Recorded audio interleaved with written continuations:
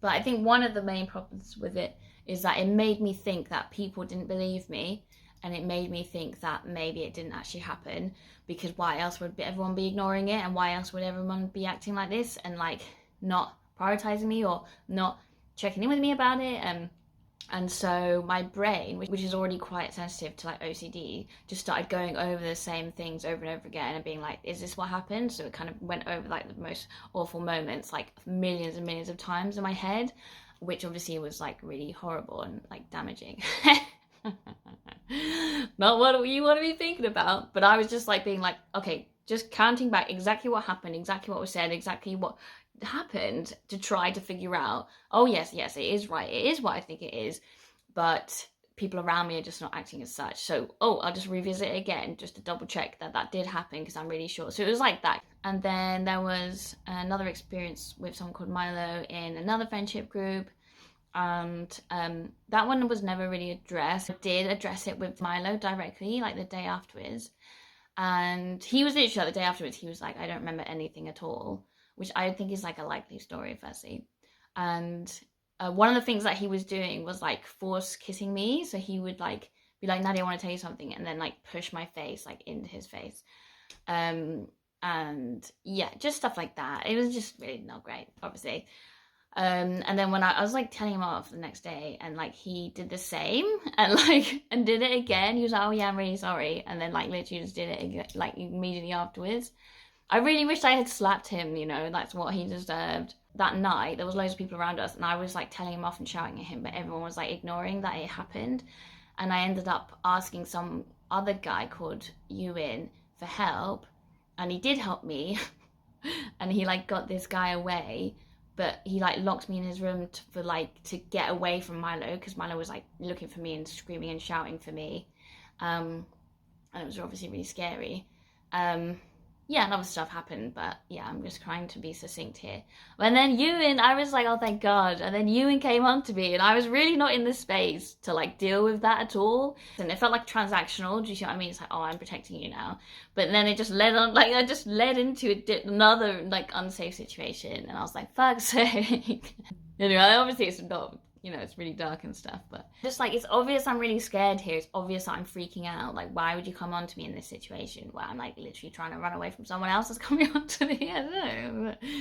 But yeah, it just very felt like, okay, well, you owe me now kind of thing. Yeah, it's like no one like followed up on me really. No one kind of checked in on me, or, nothing happened. Like, even though they all saw me like devastated and like shouting at this person to leave me alone and stuff like that, everyone just fucking ignored it. Do you know what I mean? And these again are going to be my friends. Another one is someone that I kind of worked with. It was a bit of a strange like group where it wasn't like officially registered, so I guess that's also why they got away with so much crap. And it was a bit like hippie, like kind of weird. I ended up realizing it was a cult afterwards. They really wanted to change like drug policy for the better. But it just, yeah, it's a long story that I'll probably go into more another time. But this person abused their position of power as like the head of this, and everyone was kind of like besotted with this person, and he kind of expected people to be intimate with him, like I realized afterwards. And kind of, yeah, this was never explicit, but it was definitely like you could feel that. So yeah, I definitely got the impression that he was interested in me, but I was like, well, we're working together. I kind of just ignored it all, and I was just like, oh, whatever, like. And I was also very self-conscious and like some low self-esteem, so I actually didn't think that I don't know, I just didn't think that people liked me that much. And then I got a partner, and I never kind of, yeah, I never made a move on him, this Stephen guy, because I really didn't like him at all, like at all. And like in that way, no.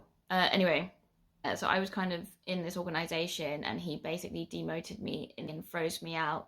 And like quite a lot of other things happened with him. Like, that is sexual harassment. There was loads of other people that had like experiences and reports against him, allegations against him, from rape to sexual harassment to like misconduct in jobs, job work, to racism. It was kind of like, yeah, it was a lot of stuff. So we ended up having a website that had like 16 allegation statements like signed from different people. And even then, like, so because he was like a cult leader as well, so many. He like got his cult followers and like made a like response website where it was basically like a CV about how great Stephen is, and like loads of people were like, yeah, he's so great. And it's like, you do not care about all these people who have just said these things. We said it real nice as well. The website was so compassionate.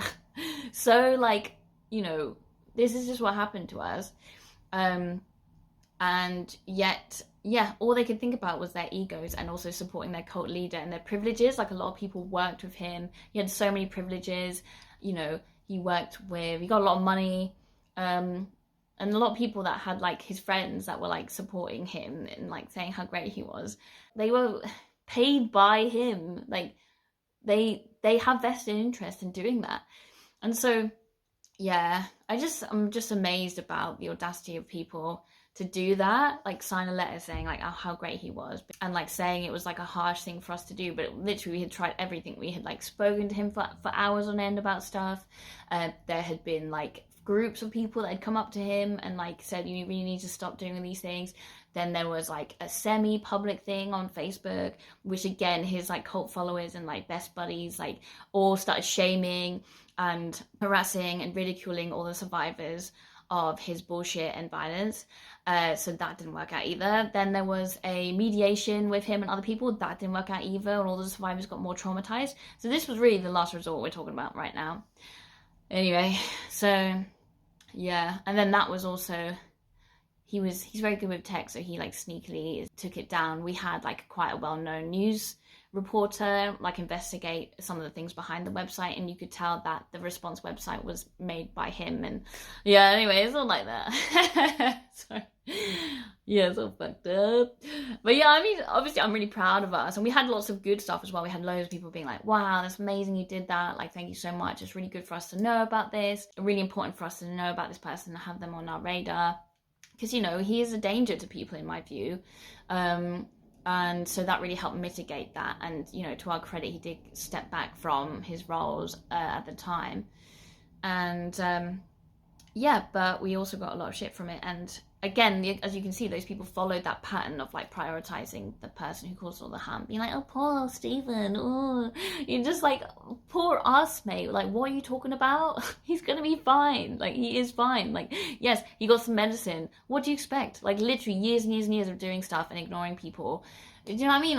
Anyway, just really fucks me off so much. You know, I saw one of the people that like signed this fucking stupid, disgusting like letter, which was like basically, yeah, a rape culture letter that loads of people were like, yeah, I'll sign it because I have privileges with this person.